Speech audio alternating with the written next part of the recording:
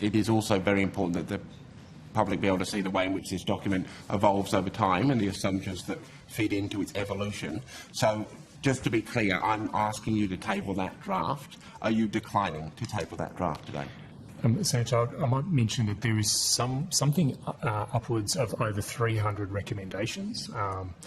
So I'll sort of reiterate the point that there's just no feasible practicality in some cases to implement the report as it now stands. So it's an example, and I'm not ducking the question, Senator. I think it's an example of the sort of things we need to test and examine further. And it would just be entirely unhelpful if we published it. That's all. But that is your contention. I am saying that it would be useful for those pieces of information to be in the public domain. If you are declining to table those today, then you're required to outline the reasons why you are declining and make clear that you are. Because I'm formally requesting you do that. Maybe it would be more appropriate at this stage to take on notice your question and to see what the department can provide you with. Well, it would be most appropriate for the Secretary to clearly indicate whether he's declining to table the document requested or not. Because you actually haven't said that one way or another. I think that's an unfair question. That the Secretary has explained to you that it's not a final document, that it needs some robustness to it, and so I think the fair thing here would be for the Secretary to take it on notice. Well, if you could take that on notice, it is very unhelpful to this process that you've made that decision, but if you could take it on notice and tell us what at least you can disclose at this point in time, that would be, I think, the very least you could do. When will the full report be released? Oh, if I could just jump in, Senator Steele-John, like you, I want the final report, and it is overdue, and I acknowledge that. So what the department has done is now set up a specific group of staff within DPS to finalise that report, and also recommendation 29 of the Jenkins review, so that we get that done and get the PLT and other people satisfied that the department has done what it's been asked to do. So there's now specific staff that are working on that, so hopefully we'll be able to do that. And what is the release date? I don't think we have a release date yet, unless the Secretary can add one, but we have now got specific staff charged with recommendation 9 and recommendation 26. So that's quite a frustrating answer, because last time I checked it is 2024, and the access plan that the Parliament is currently under ran out in 2023. So we're very late, and we still do not have a release date for a critical report, an element of the Jenkins review. Action 5.3 of the current plan requests that the department conduct an audit of all actions under the plan by November of 2023. Has this audit been completed? Senator, I might ask Mr. Couliris has some further information, might be able to answer that question for you, Senator. Senator, if I can just go back to your earlier question, it's James Couliris, First Assistant Secretary, Corporate Services. We received the first working draft of the AN report on the 15th of December and held our first meeting on the 20th of December with the AN group. Yeah, that's not my question. My question is, you are required by the current plan to conduct an audit by November of 2023 of the actions undertaken in the current plan and the status. Have you conducted that audit? That audit is being conducted at the moment, Senator. By the department? Yes. And when will that audit be completed? We hope by the end of Q1 2024. And when will the audit results be released? We anticipate at the same point with our staff and our disability inclusion group. So that will be made public after that point, will it? The results of that audit? The results of the audit wouldn't be made public, Senator, but obviously the revised product would. They're not normally, those reviews are not normally something that would be published in a normal course of events, because they're internal, departmental, corporate. Why would they not be published?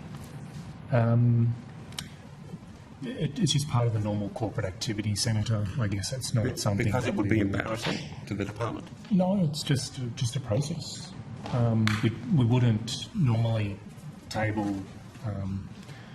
working drafts or reviews of many of the functions that we perform. Why not? This is a key report dealing with a key recommendation of the Jenkins review.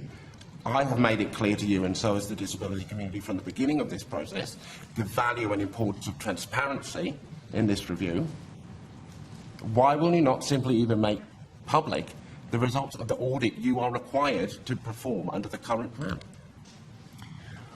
I have reservations about some of the observations made in there, Senator. I also have reservations about the recommendations because of the practicality in achieving some of the things that it Practicality suggests. according to who?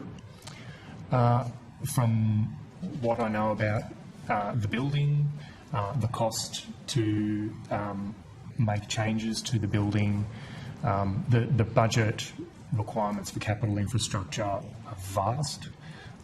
They're things that would take many years to deliver. Well, I'll put it frankly, Senator, we'd have to shut down the building pretty much to So achieve the access is too recommendations. hard and might cost so much, so let's just make sure the report doesn't recommend access. That what you're saying to me in this place, at this moment in time, disability access inclusion is too expensive and too difficult. You've been told that this building doesn't meet the standard, so you're not going to release the recommendations until you've watered them down. No, Senator, that's not what I'm saying at all. The review tends to go down the path of, and this is a conversation you and I have had about better practice. Yeah.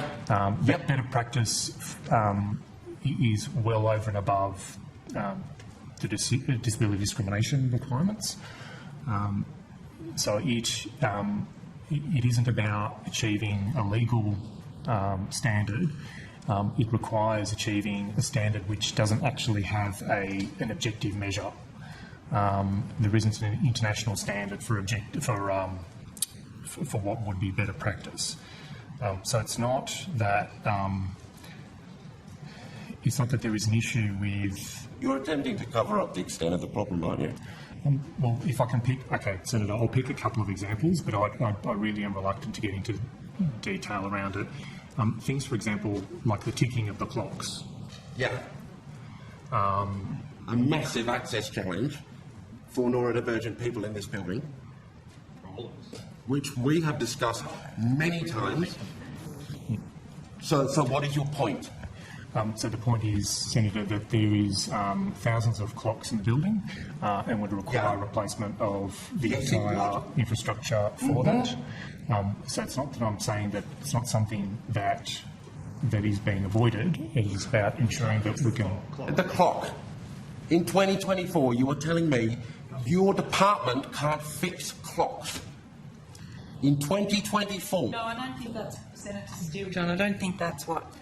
It's about the Mr. base Stephanie infrastructure. said. It's about the base infrastructure of the building, Senator. The clocks. Yes, it is have about the hooks basic into infrastructure of the building. the clocks have hooks into the timing system. It is all. There is a significant capital infrastructure replacement. These things require funding. So you're telling me that the government won't fund the fixing of the clocks? No, Senator Steele-John, that is not what Mr. Well, Stephanie said. this is breathtaking. Mr. Stephanie, in all the years we've worked together, in all the years we have sat across from this table, I have never seen you Senator engage in such a Steele-John, display you're here to ask blatant- questions, not verbal the witnesses blatant at the accusation. table. Senator What- Steele-John. How does this government expect the disability community to Senator have faith? Steele-John. Chair, this is directed to the President. Okay. President, how do you expect the disability community to have faith in the review that has been undertaken and engaged with in good faith by disabled people if your secretary thinks it is too much of a high bar to fix a ticking clock? Senator Steele-John, I think you are being unfair. The Secretary has agreed to take your request to see the working document on notice, and I think it's not helpful to try and draw out specifics from Well, it's a specific report. he And gave. Senator It's Steele-John, specific Senator he Steele-John, you gave. asked for my point of view, and now you're it's time interrupting to me. rotate the call now. If you want to come back to this line of questioning if we have extra time. Senator Hume, you have the call. Thank you very much, Chair. Can I just back in some of the comments that Senator Steele-John has made here, particularly with regard to the Parliamentary Health and Wellbeing Service, which I know we've discussed here as also another recommendation of the Jenkins Review, Recommendation 26. Senator Steele-John has been referring to Recommendation 9.